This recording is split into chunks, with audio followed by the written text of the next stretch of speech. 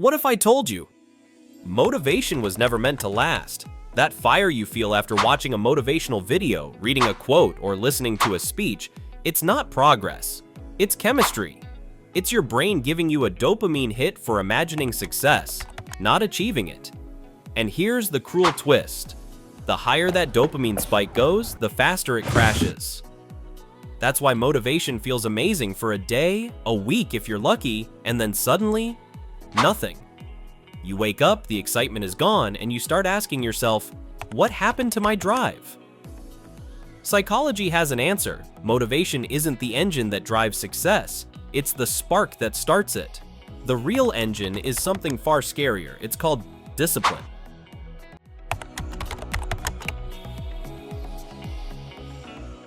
Let's start with what scientists call the motivation reward loop. Every time you picture yourself succeeding, losing weight, launching a business, changing your life, your brain releases dopamine, the same chemical that fuels addiction. It feels good. You imagine the reward, and that imagination alone becomes addictive. But when it's time to actually work, dopamine drops.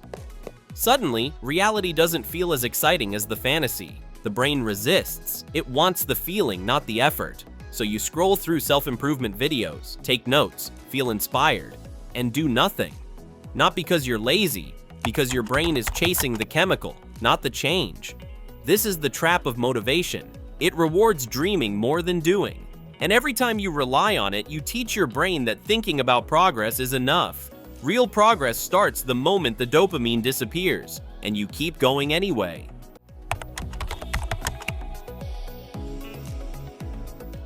Motivation depends on how you feel. If you're tired, sad, anxious, distracted, it's gone. Discipline doesn't care. Think about it like this. Motivation asks, do I feel like it today? Discipline says, it's 6 a.m. Time to go. Psychologists call this shift from emotion to structure, implementation intention, a term coined by Peter Gollwitzer at New York University. It means linking an action to a trigger so tightly that you remove decision from the process.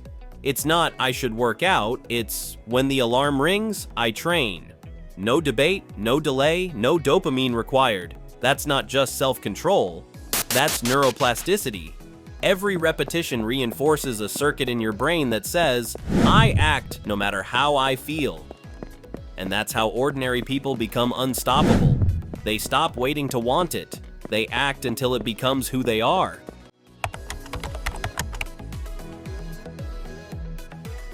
Here's the uncomfortable truth. Your brain is addicted to highs, excitement, novelty, anticipation. It's not designed to sustain slow, invisible progress. That's why after the first week of a new habit, gym, journaling, learning, motivation collapses. Psychologists call it the dopamine deficit state. When the excitement ends, your brain feels deprived, so it craves stimulation again. That's when most people quit. But the disciplined ones, they expect the crash. They've trained themselves to act without reward. They know the low-energy days matter most because that's when you're teaching your brain, I move forward, even when it's boring. And here's the paradox. Once you master boredom, your brain stops craving excitement. It starts craving results.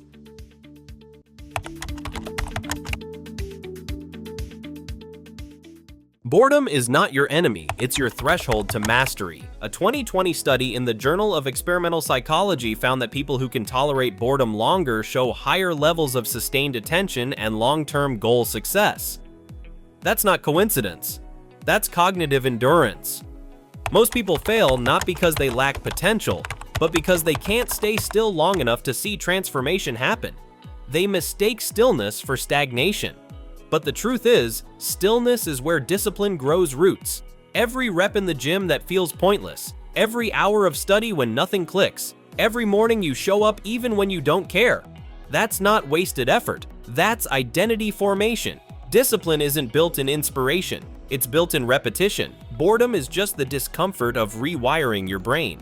If you can sit through it, you evolve.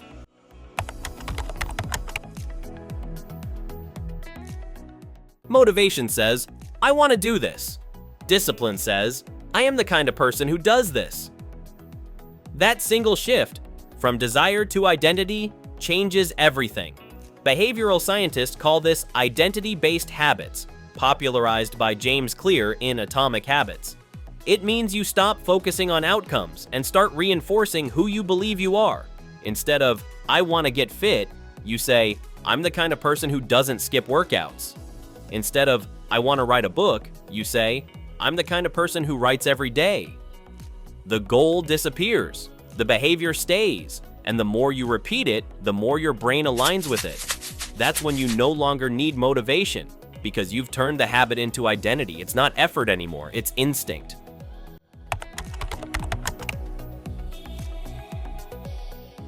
Society worships motivation like it's the answer. Motivational speakers, highlight reels, cinematic edits, they sell the illusion of constant drive. But psychology paints a different picture. Motivation is emotional weather. It changes daily.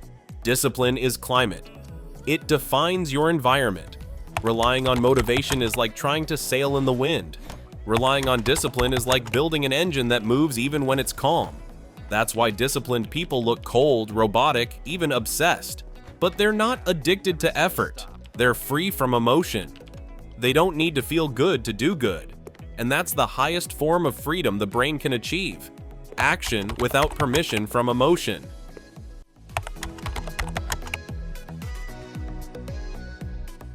So how do you actually build it? Here's a simple system, not a hack, not a trick, but a psychological process backed by decades of research. Step 1. Add friction to distraction. Psychologists call this friction theory. Make bad habits harder to do. If your phone distracts you, keep it in another room. If YouTube drains you, log out every time. Every second of friction weakens the dopamine loop. Step 2. Lower the activation energy. Discipline isn't about doing hard things. It's about making hard things easier to start. Lay out your gym clothes. Open your notes app. Prepare the environment before the excuse appears. The smaller the start, the bigger the consistency. Step 3. Design your triggers.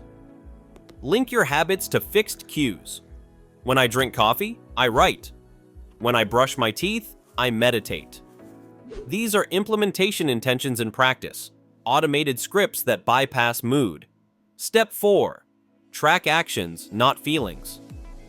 Stop asking, did I feel motivated today? Start asking, did I act according to my system? Your emotions aren't your scorecard, your actions are. Step 5. Reframe the struggle. Every time it feels boring or hard, remind yourself, this is the part that builds me. This single thought transforms pain into purpose, and purpose rewires persistence.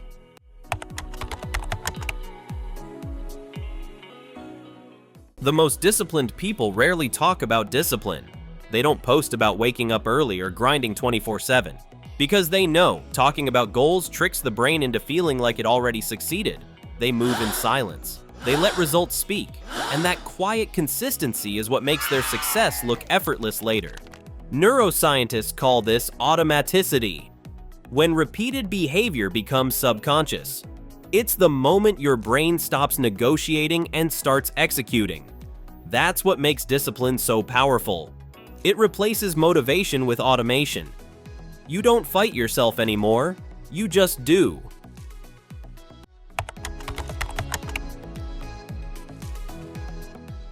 Here's the truth no one wants to hear. Motivation will die. It always does. It's supposed to, because if motivation lasted forever, you'd never grow discipline. And discipline is what makes you unstoppable. Motivation is fire. It burns bright and dies fast. Discipline is water, calm, steady, shaping everything in its path. So stop waiting to feel ready. Stop chasing the next spark. Start building the system that moves even when you don't feel like moving. Because once your brain learns that action doesn't need permission, that's when you stop being controlled by your emotions and start controlling your life.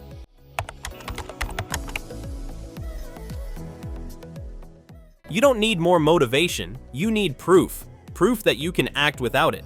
Do one thing today that your lazy self doesn't want to do. Don't think. Don't hype yourself up. Just move. Because in that quiet moment, When you act without feeling ready, you're witnessing the birth of discipline.